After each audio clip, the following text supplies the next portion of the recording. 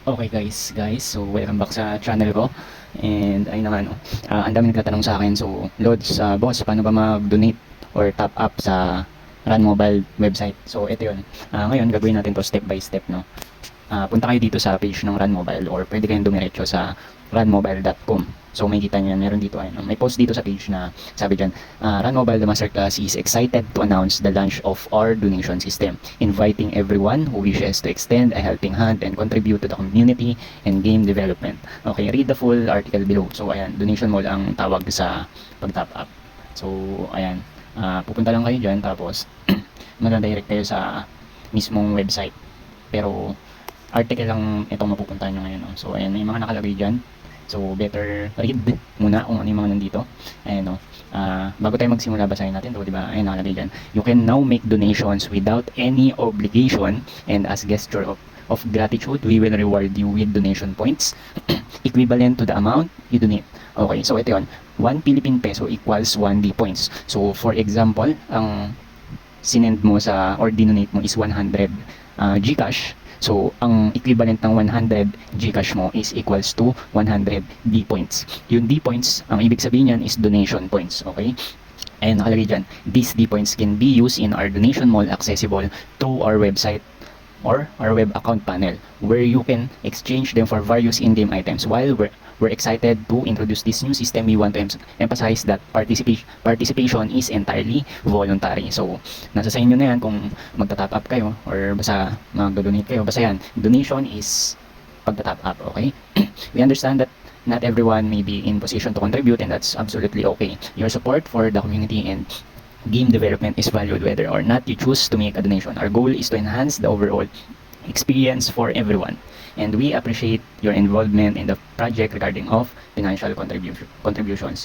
We deeply appreciate the ongoing support from each day and every individual who has been a part of this project. Okay, tapos na intro. Intro lang yun. So ngayon, pagpunta nyo dito, punta na tayo ngayon sa step 1. Syempre dapat kasali kayo sa Discord. Andito yung pinaka-step, no? Punta kayo sa Discord ng Run Mobile, tapos nakalagay kasi dyan, announcement. Hanapin nyo tong announcement channel. Scroll down nyo. Ayan, may kita nyo yung announcement. May nakalagay dyan, how to donate. Guide update as of November 23. Okay, number 1, send your donations to the said Gcash account.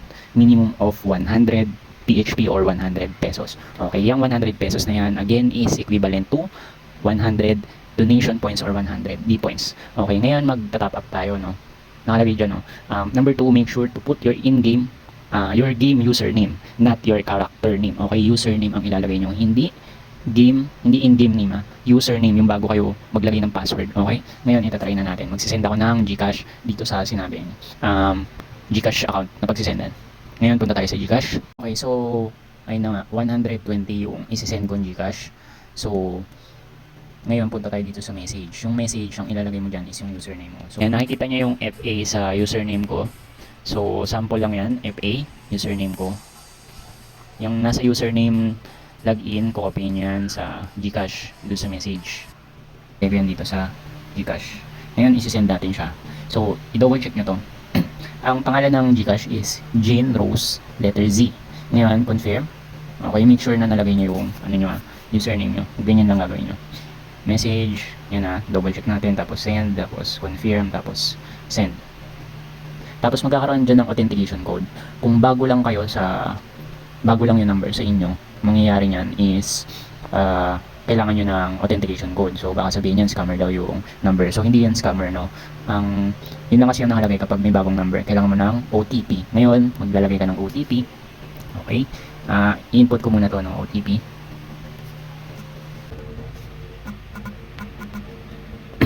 Okay, so yung OTP, guys, no? For confirmation yan. Ngayon, pag na-send nyo na, download nyo yung Gcash. Proof yan, download nyo. Or, kung di kayo mapakali, screenshot nyo. Basta yan. Ngayon, punta na tayo sa website natin. Ayan, nabawasan na yung cash ko, no? Okay, so yun nga, no, guys. Pagpunta nyo dito, di ba, nag-login na kayo ng account nyo.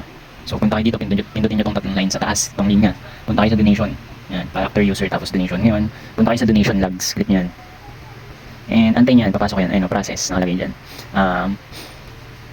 Donation points ko is yung 120. Ayan, andyan na, nakalagay na process. So ngayon pupunta tayo ng mall. Okay, so ngayon ayan, no, may terms and conditions dito, guys, no. Basahin nyo na lang to, no. yan, kailangan nyo basahin yan. Yan. Basahin nyo lahat yan. So, ngayon, explain ko sa inyo, no. Yung D-points na to, guys, no, hindi nyo siya ma-receive agad. Like, kunyari nag-top up ako ngayon, tapos gusto ko, after ko ma-send sa Gcash, dadating na agad siya. So, ang mangyayari niyan, guys, is pagka sinend mo ngayon sa Gcash, pwedeng mamaya, or depende sa dami ng tao na nag-login. So, pwedeng mamaya, pwedeng sa susunod na araw pa. Sabihin natin, 1 day ang pinakamatagal na process. Pero, tinatap ko naman ito kanina lang. So, ngayon, dumating na siya. Pero, kapag hindi pa dumating ng 1 day, doon lang kayo magreklamo, guys, no? Kasi, ang pag-donate mo ng points or top up mo sa Gcash is, mano-manong pinaprocess yan ng developers. Ibig sabihin, pag pumasok yan, i-check pa nila yan bago nila ilapag yan sa account mo. So, ngayon, tinuro ko na sa inyo kung paano i-check sa donation logs. So, ngayon punta tayo dito sa mall naman, di ba? Donation mall. Ngayon, nandito na yung 120 points ko. Refresh nyo lang yung website. Kapag pumasok na sa donation logs, tapos wala yung points dito, refresh nyo lang.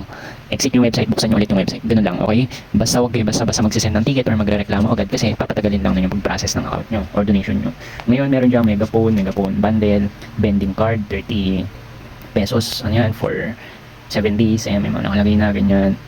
Itong vending card, mabibili to sana sa marketplace. May content ako nito, nasa playlist, panoorin nyo na lang. So ngayon, ayan, nakita nyo yung Rosa, no? 1 day.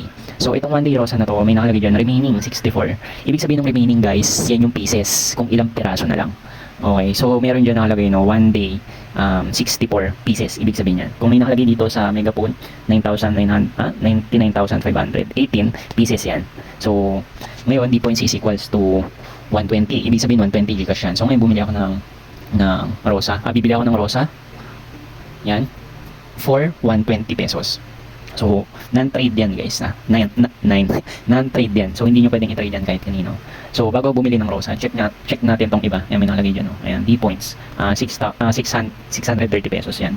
So, may 167 pieces. Merong XP earring, 51 pieces. Ayan. Itong XP earring, mabilis maubos to. Tsaka yung 1 day Rosa. So, ngayon, guys, suggest ko, di ba magta-top up kayo? Bago kayo magpa-level ng Friday, Wednesday pa lang mag-top up na kayo para at least kung magkaroon man ng delay, Wednesday to Thursday lang siya magiging delay or Wednesday lang, di ba? Pagdating ng Friday, andyan na rin yung yung donation points mo, no? Makakabili ka na rin ng item sa donation mall. So, ganun siya, guys, no? Ang suggest ko is advance kayo mag-top up. So, ayan, may mga box dyan. So, ito maganda to pang club war. Kung magkakaroon na ng club war in the future. Pero sa ngayon, ito yung mga mabibilis mo ubos. 1 day Rosa and XP ring. Guys, yan, XP ring. Okay, so yan yung mga mabibilis mong ubos. Tsaka, ayun, may nakalagay dito. XP time box. Maganda rin siguro yan. Pero ito na nga, XP ring yan. So ngayon, loads, boss, paano pag naubos to, naging 0 remaining? Hindi ka na makakabili niyan. So, ibig sabihin, agahan mo yung pag-top up mo. Mas maganda bago bago dumating ng Friday, Saturday, Sunday, kasi walang pasok niyan.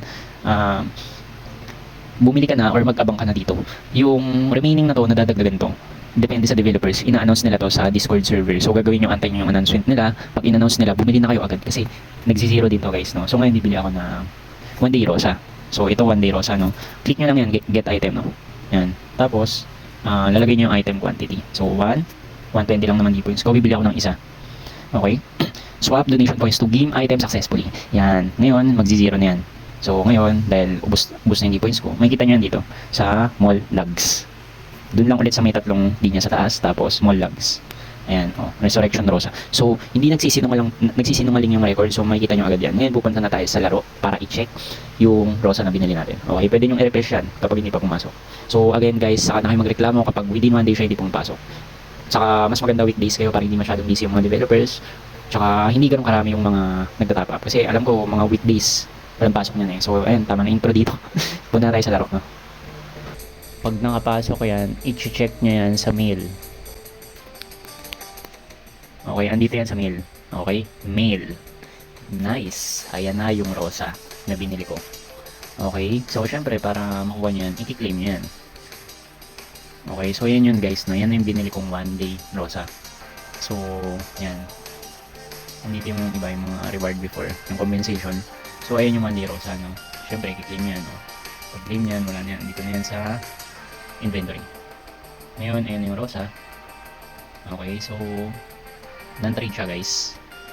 Kaya gawin nyo lang is suggest ko talaga isagaan nyo lang, no?